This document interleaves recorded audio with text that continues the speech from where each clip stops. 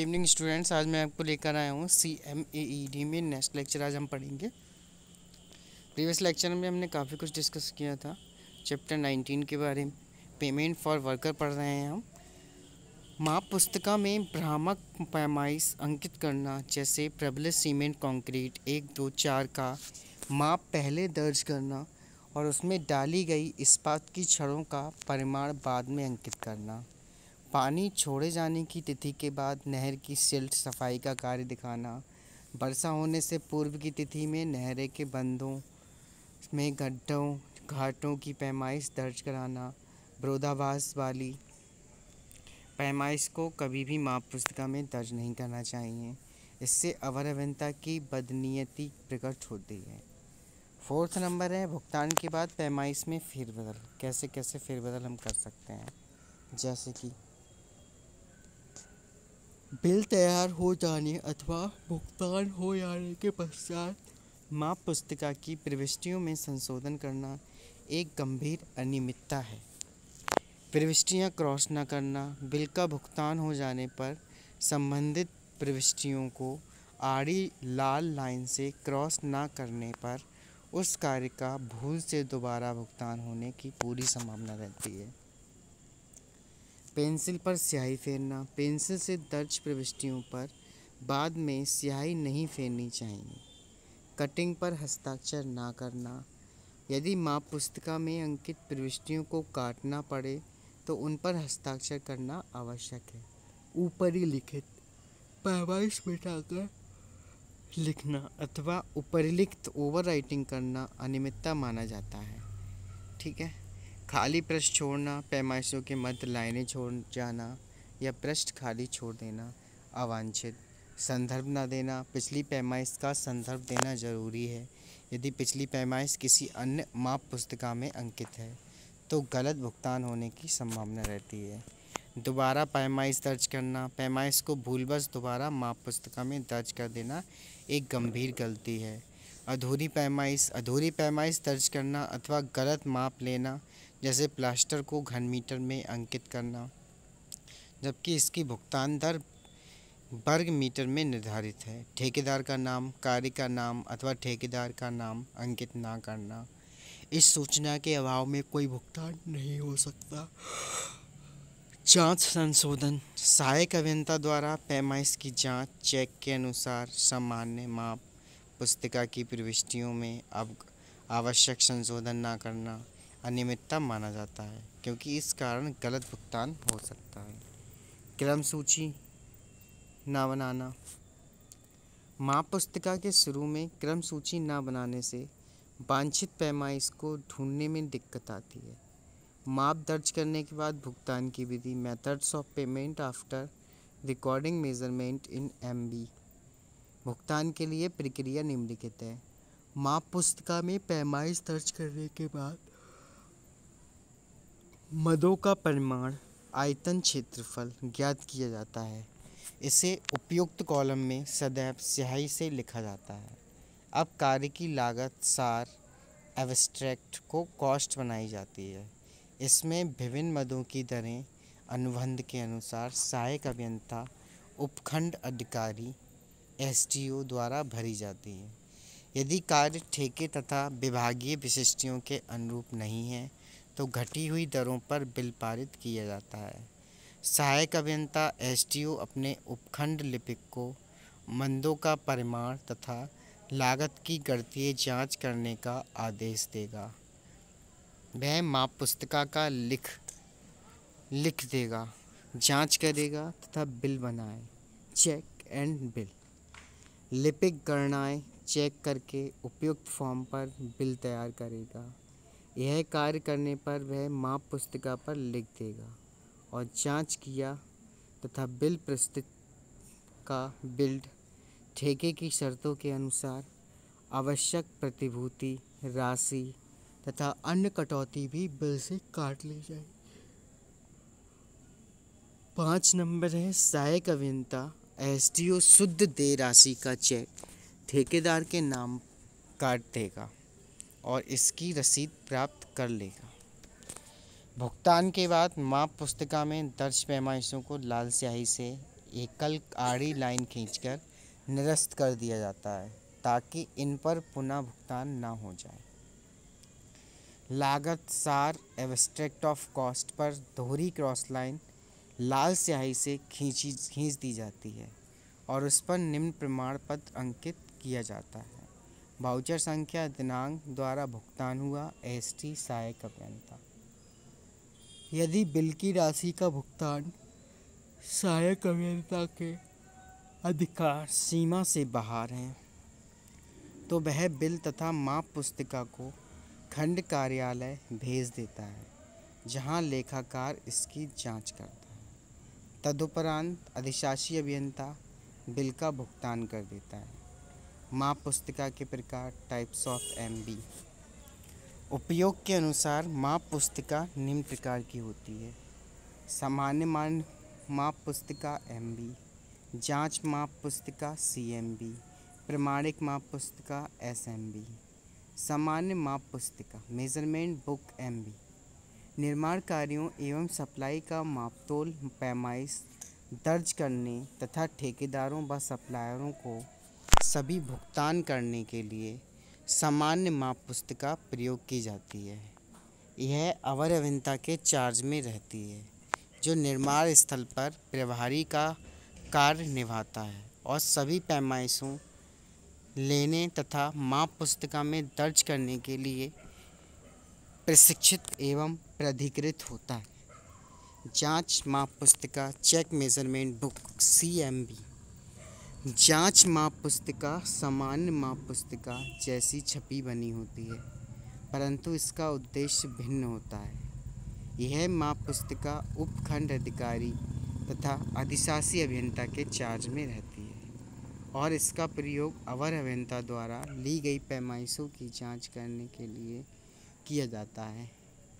ध्यान रहे, जांच माप पुस्तिका में दर्ज पैमाइशों पर कोई भुगतान नहीं हो सकता और उपखंड अधिकारी स्वतंत्र रूप से अवर अभियंता की पैमाइशों को चेक करता है और अपनी जांच माप पुस्तिका में अंकित कर लेता है। जांच माप पुस्तिका में कार्य की सभी मदों के माप न देकर केवल जांच की गई पैमाइशें ही दर्ज की जाती हैं तथा इसके साथ अवर अभियंता द्वारा ली गई मूल पैमाइश भी लिखी जाती है और मूल माप पुस्तिका का संदर्भ भी दिया जाता है और उपखंड अधिकारी मूल माप पुस्तिका पर संबंधित प्रविष्टियों के लिए निम्न प्रमाण पत्र देता है।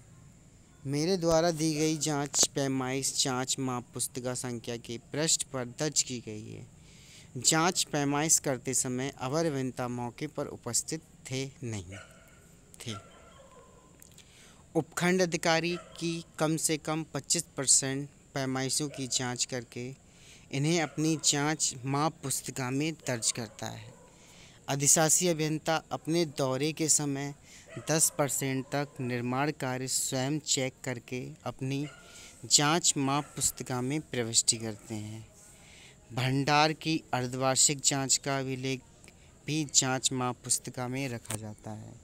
जांच पैमाइश कार्य पूर्ण होने के 1/2 माह के भीतर कर लेनी चाहिए। जब अवर अभियंता और उपखंड अधिकारी के मापों में निम्नलिखित अंतर पाया जाए तो केवल जांची गई मदों को घटाकर ठीक कर दिया जाता है और उस पर उपखंड अधिकारी अपने हस्ताक्षर कर देता है। नए निर्माण कार्य के लिए 1% से कम अंतर, मरम्मत कार्य के लिए 5% से कम अंतर, मिट्टी के कार्य के लिए 10% से कम अंतर। यदि पैमाइश में अंतर ऊपर वर्णित सीमा से अधिक पाया जाता है तो पूरा कार्य उपखंड अधिकारी द्वारा पुनः मापा जाता है और अवर अभियंता के विरुद्ध विभागीय कार्यवाही करने की संस्तुति की जाती है। जांच माप पुस्तिका की सामान्य माप पुस्तिका से अलग पहचान बनाए रखने के लिए इस पर अलग प्रकार के ABCD संख्यीकरण किया जाता है। मानक माप पुस्तिका स्टैंडर्ड मेजरमेंट बुक पक्के भवनों तथा अन्य विभागीय संरचनाओं के वार्षिक अथवा नियत समय पर किए जाने वाले मरम्मती कार्यों जैसे पुताई, रंग रोगन इत्यादि को बार बार मापने में समय लगता है तथा परेशानी होती है, जबकि कार्य की मदें व परिमाण समान ही रहते हैं और प्रत्येक बार पैमाइश लेने की परेशानी से बचने के लिए अलग से एक माप पुस्तिका बनाई जाती है, जिसमें कार्य के सभी माप की पूरी शुद्धता तथा सत्यता से दर्ज किए जाते हैं और सक्षम अधिकारी से प्रमाणित करवा लिए जाते हैं। ऐसी माप पुस्तिका को मानक माप पुस्तिका कहते हैं। जिन विभागों में तकनीकी कर्मचारी नहीं होते, वह मानक माप पुस्तिका के आधार पर वार्षिक मरम्मत के कार्य स्वयं ही पूरा करवा लेते हैं। मानक माप पुस्तिका में दर्ज मापों के आधार पर मरम्मती कार्यों के एस्टीमेट शीघ्र तैयार हो जाते हैं और इनके आधार पर कार्य संपन्न कराकर ठेकेदार को भुगतान कर दिया जाता है। मानक माप पुस्तिका के संबंध में निम्न बातें ध्यान में रखनी चाहिए।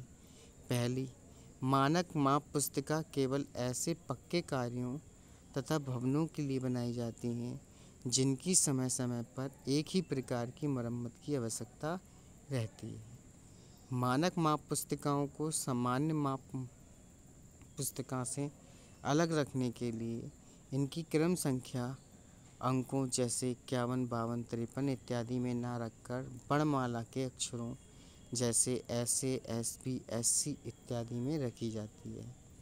पुस्तिका में दर्ज सभी पैमाइशें तथा सार एब्स्ट्रैक्ट साफ साफ तथा गहरी स्याही में लिखी जानी चाहिए, क्योंकि यह एक स्थायी रिकॉर्ड है जिसका प्रत्येक मरम्मत के समय अवलोकन करना पड़ता है।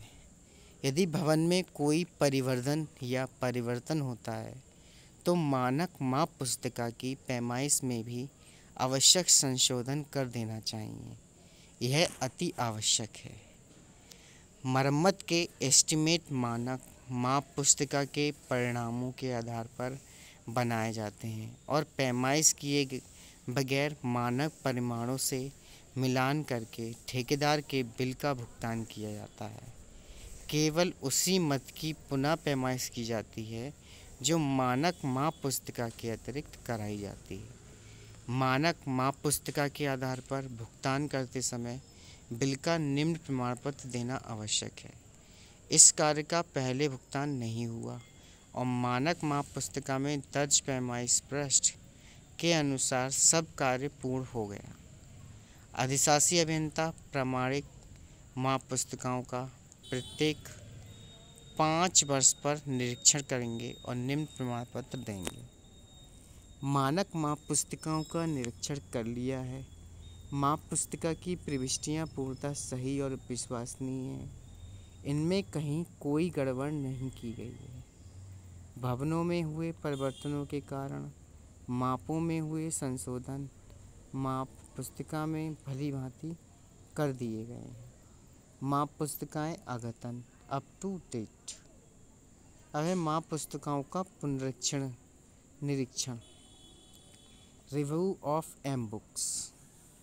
प्रत्येक वर्ष सितंबर मास में खंड की सभी माप पुस्तिकाओं को खंड कार्यालय में मंगवाया जाता है, जहां खंड लेखाकार द्वारा इनकी जांच पड़ताल की जाती है। जैसे फर्स्ट पॉइंट है, माप पुस्तिका की क्रम संख्या माप पुस्तिका रजिस्टर से मिलाई जाती है।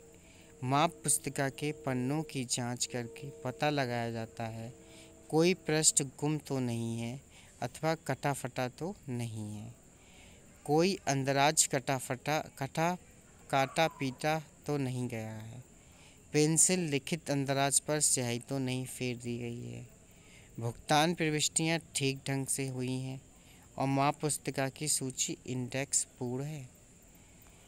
माप पुस्तिका की कुछ प्रविष्टियों की जांच की जाती है तथा योगफल भी चेक किए जाते हैं।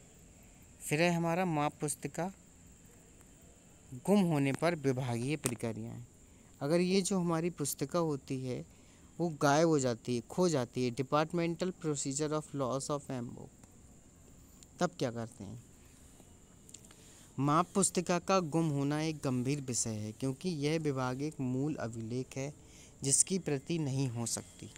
माप पुस्तिका को सुरक्षित रखने की जिम्मेदारी उसी अधिकारी की होती है जिसके नाम यह निर्गत हुई है। माप पुस्तिका को खंड उपखंड कार्यालय में विशेष वाहक मैसेंजर अथवा पंजीकृत डाक द्वारा ही भेजना चाहिए और इसकी प्राप्ति की रसीद भी ले लेनी चाहिए। माप पुस्तिका को भेजते समय इसका 3 प्रतियों में चालान बनाया जाता है।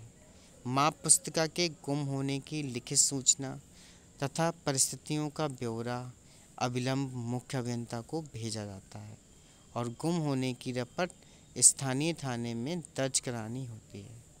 मुख्य अभियंता की माप पुस्तिका को बट्टे खाते में डालने के अधिकार रखते हैं और नई माप पुस्तिका तैयार करने के लिए 6 महीने का समय दिया जाता है और खंड उपखंड में उपलब्ध सभी अभिलेखों के आधार पर इसे पुनः लिखा जाता है और गुम हुई माप पुस्तिका को बट्टे खाते में डालने के लिए निम्न प्रपत्र भरकर ऊपर भेजना होता है।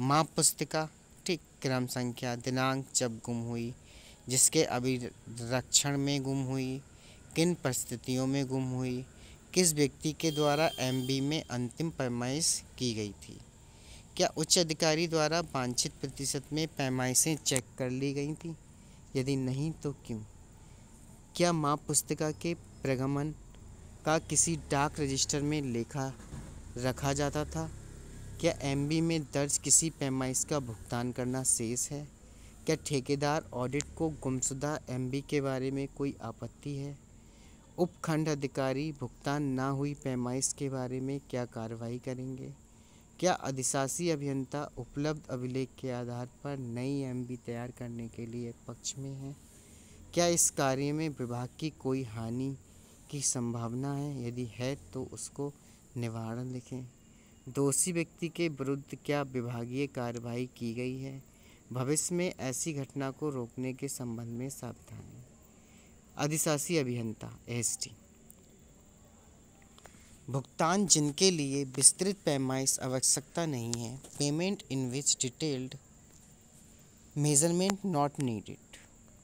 सामान्यतः कार्य पूर्ति सामग्री की पैमाइश लेकर ही ठेकेदार सप्लायर को भुगतान किया जाता है, परंतु निम्नलिखित स्थितियों में ठेकेदार को भुगतान करते समय कार्य की विस्तृत पैमाइश की आवश्यकता नहीं है। आपातकालीन कार्य जिसकी पैमाइश, ठीक है, आपातकालीन कार्य जिसकी पैमाइश संभव नहीं है, जैसे नहर के टूटने पर पाटने का कार्य, इस स्थिति में आकस्मिक श्रमिक रोल, कैजुअल लेबर रोल, ठीक है, पर श्रमिकों को भुगतान कर दिया जाता है। माप पुस्तिका में कार्य का नाम दर्ज करके कार्य का लगभग परिमाण मात्रा उल्लिखित कर दी जाती है। नियत समय पर किए जाने वाले मरम्मती कार्य, पीरियोडिकल रिपेयर, क्योंकि प्रमाणिक माप पुस्तिका एसएमबी में यह पैमाइशें पहले से ही दर्ज होती हैं और माप पुस्तिका में कार्य का नाम, कुल परिमाण लिखकर एसएमबी का संदर्भ देना पर्याप्त है। अग्रिम भुगतान, जमानती अग्रिम, एक मुश्त पाठ, ठीक है। तो ये सारी चीज़ें भी इसमें इन डेवलप्ड हैं। एक एग्जाम्पल के दौरान इन्होंने समझाया है, राजकीय इंटर कॉलेज छात्रपुरम के भवन की मरम्मत कार्य की पैमाइश माप पुस्तिका में दर्ज करें और लागत सारे आवश्यक कॉस्ट भी बनाएं, आवश्यक डेटा स्वयं मान लें। कार्य का नाम, राजकीय इंटर कॉलेज छात्रपुरम के भवन की वार्षिक मरम्मत कार्य, कार्यस्थल छात्रपुरम, ठेकेदार का नाम श्री लटूरीमल, कार्य आदेश संख्या 5412/AR, दिनांक 10/9/1986, कार्य शुरू करने की तिथि 20/9/1986, कार्य समाप्ति की तिथि 28/9/1986, पैमाइश की तिथि 29/9/1986, पैमाइश करने वाले व्यक्ति का नाम श्री निशान सिंह, अवर अभियंता, पिछली पैमाइश का संदर्भ, नया कार्य। पैमाइश माप पुस्तिका प्रपत्र 23 पर दिखाई गई है। देखो ये दिखा है, कमरा बड़ा, कमरा छोटा, बरामदा, सीमेंट, कितना कितना रखा जाता है, ठीक है। फिर टाइप्स ऑफ पेमेंट के कितने टाइप्स हो सकते हैं। प्रथम एवं अंतिम भुगतान, मध्यवर्ती भुगतान, अंतिम भुगतान, चालू भुगतान, अग्रिम भुगतान, अग्रिम जमानती अग्रिम, खुदरा अग्रिम, विभिन्न प्रकार के भुगतान, टाइप्स ऑफ पेमेंट। प्रथम एवं अंतिम भुगतान क्या होता है। फर्स्ट एंड फाइनल पेमेंट, जब किसी कार्य या सप्लाई के पूर्ण हो जाने पर केवल एक ही भुगतान सिंगल एंड फुल पेमेंट किया जाता है तो इसे प्रथम एवं अंतिम भुगतान कहते हैं। इस प्रकार के भुगतान साधारणतः छोटे ठेकों के लिए जिनमें कम पूंजी की आवश्यकता होती है किए जाते हैं। मध्यवर्ती भुगतान इंटरमीडिएट पेमेंट, अंतिम भुगतान को छोड़कर सप्लाई अथवा निर्माण के दौरान किए गए सभी आंशिक भुगतान को मध्यवर्ती भुगतान कहते हैं। ठेकेदार को दिए जाने वाले विभिन्न अग्रिम भुगतान भी इसी श्रेणी में आते हैं। मध्यवर्ती भुगतान कार्य की प्रगति को ध्यान में रखकर तथा विभाग की सुविधा अनुसार उपयुक्त अंतराल पर जैसे महीने में एक बार किए जाते हैं। मध्यवर्ती भुगतान पर ठेकेदार को ठेके में लगाई गई पूंजी का अधिकतम अंश पुनः प्राप्त हो जाता है जिसे वह फिर उसी कार्य में लगा सकता है। और मध्यवर्ती भुगतान के दो आधार होते हैं, चालू भुगतान और चालू लेखा भुगतान। ओके, तो चालू भुगतान के बारे में हम नेक्स्ट लेक्चर में पढ़ेंगे। Thank you students.